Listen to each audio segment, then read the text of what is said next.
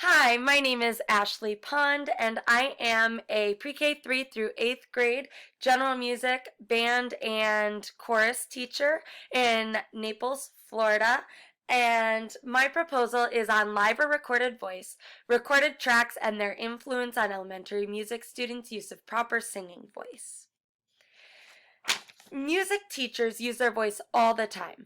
In fact, voice therapists claim that music teachers have some of the worst damage to their vocal tracts. This overuse can lead to vocal fatigue, which can impact an educator's ability to model a proper singing voice. Without a healthy model, students have nothing to base their knowledge on how to sing with a proper, healthy singing voice. A healthy voice is one that is used with knowledge and understanding of how the voice and vocal tract operates, which is found through the regular care of the voice, such as warm-ups, cool downs, hydration, and having a proper model. Another term for healthy voice is proper singing voice, one that uses consistent air pressure, breath support, controlled expiration, consistent airflow, and an open airway. This information needs to be modified to an age-appropriate level to help educate our students on how a healthy voice operates. The most natural way and important way to teach singing concepts like proper singing voice is through modeling. In order to provide a proper singing model in the face of vocal fatigue, many teachers will turn to recorded tracks as a modeling example. When creating a recorded model, it is imperative that it is of high quality. It is ideal for the model to be sung in a treble voice. Green, in her 1990 study, found that children respond best to a model sung by a child, next a female, and lastly a male. The recording should sound as close to a live performance as possible with minimal mistakes. Ambient noise needs to be avoided as it can lead to further complications when it comes to the vocal health of individuals, as they tend to try and sing over the background noise. Just as ambient noise can increase issues with vocal health, educators need to play the recording on an adequate sound system to ensure that it sounds clear. In order to get the most out of a recorded model, teachers need to make sure the students are listening comprehensively through assigned listening where they are appropriately prepared to listen for specific music outcomes, such as pitch, rhythm, harmony, form, and/or tone quality. This will help improve their oral perception. Much of the research that has been completed focused on the impact of live and recorded models in the band or instrumental setting.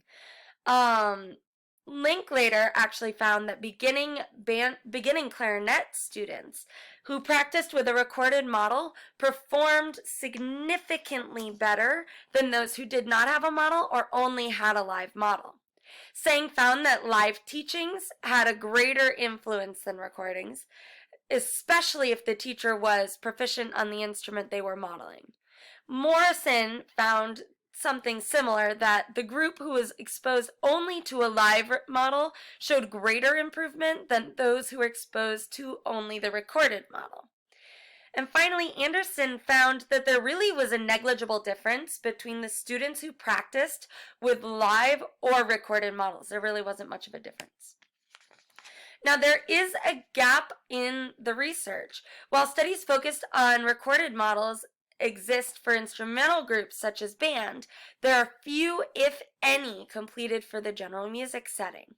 To prevent vocal fatigue and still provide a proper model of singing voice for their students, teachers could utilize a recorded model as a suitable substitute. Due to the inadequacies in the current research, the impact of these recorded tracks on student learning, it is impossible to know if these recordings are a benefit or a detriment to student learning. The purpose of this study is to evaluate whether or not recorded tracks of a piece are a suitable substitute for a live human model of proper singing voice in the elementary general music classroom. A suitable recorded substitute is determined by its similarity to a live model and its impact on student learning and their resulting ability to produce a proper singing voice. A quality recording must sound comparable to the original live performance with no background noise or mistakes. The research questions are: is a recorded track a suitable substitute for a live vocal model in the elementary general music classroom? And how does using recorded tracks influence student ability to match pitch when compared to a live singing model? Now I'll start to discuss the methodology, including the participants, procedure, and data analysis aspects of my proposal. The participants in this study are going to be third grade students in Collier County, Florida, which is in Southwest Florida. The classes were predominantly Hispanic and Caucasian, with 60% or 45% being Hispanic and 40% being white, with the other 15% being Black, Asian, or multiracial. 60% of students in the third grade classes surveyed are of low socioeconomic status, and 40% are from non-English speaking homes. Of the 9 third grade classes in the school, 8 are going to be used in this study to try and keep the experimental and control groups as even as possible. The individual classes were already predetermined by the district, but their designation into the control or experimental group will be randomly assigned, with 4 classes in control and 4 in the experimental. From here on out, the control classes will be labeled as C1 through C4, and the experimental groups will be labeled as E1 through E4. For the procedure, it will follow a quasi-experimental matching pre- and post-test control group design with 1 randomly assigned control group made of 4 classes and 1 experimental group made up of the other 4 classes. The independent variable in this study will be the use of a recorded model as the primary and sole vocal model. The dependent variable is the student achievement of using a proper singing voice. Prior to the start of the study, students will have learned the song Whoopee Cushion, and for the post-test, they will learn Tidy-O throughout the 4-week process of the study. Each song selected for this study was made sure that they were similar in solfege, range, style, rhythm, and pitch to try and make sure there were as few outside factors as possible influencing the end results.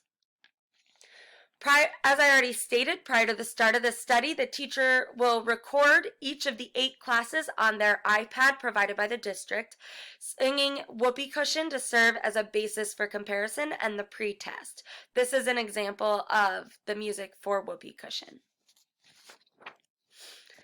The song Tidy-O will be used as the song for our main experimental condition. The song will be taught with identical lesson plans and for the same duration throughout each lesson. Students will be taught the song during 4 30-minute music classes over a 4-week time span.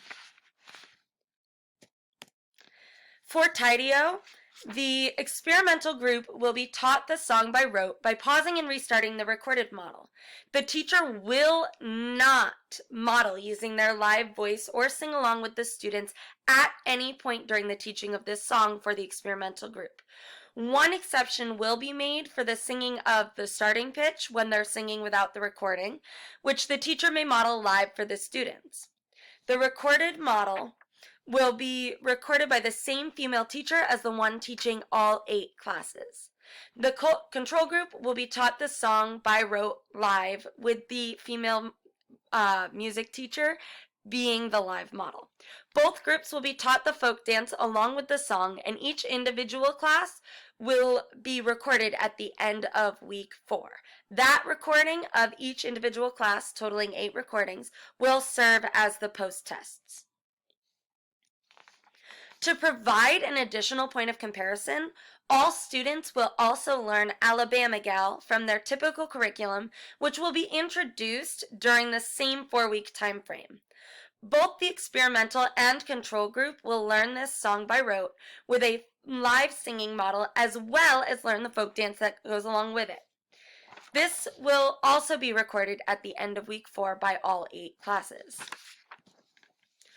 Now, all 24 student performances from the 8 pre-test, the 8 post-test of Tideo, and the 8 recordings of Alabama Gal will be uploaded to a computer, randomized, and uploaded onto a single playlist that will be shared with 5 adjudicators who are all professional music educators of the 3rd grade with at least 10 years of experience and an understanding of the curriculum being used along with its expectations and requirements. The 4 criteria of the excerpts that the excerpts will be rated on are pitch matching, breath support as heard through the fullness of voice, consistent airflow as heard in consistent tone of voice, and the child use of head voice. Prefaced by Morrison's 2002 study on recorded models in an instrumental setting, the criteria will be evaluated on a 5-point scale to the nearest tenth of a point, with 1.0 representing minimal achievement and 5.0 representing superior achievement. Adjudicators will then be allowed to listen to excerpts as much as needed to allow for clarity, accuracy, and revision of their evaluation. Reliability is found through the use of the practice examples to ensure adjudicators are using a consistent scale through their individual assessments to show the results are trustworthy.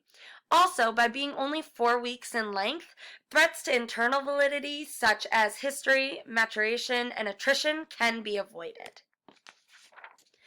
Data collected from the analysis of the 24 excerpts will be compared using a repeated measures t-test for independent samples of the pre- and post-test assessments in order to appropriately compare the relationship between the independent and dependent variables on an interval scale.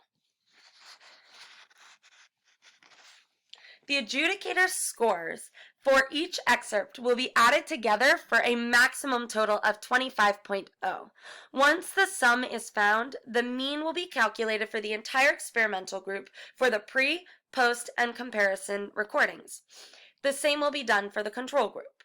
The pretest scores will be looked at to give a frame of reference for the average achievement level of each individual group and to help alleviate some of the differences that might already be pre-occurring in these pre-made classes.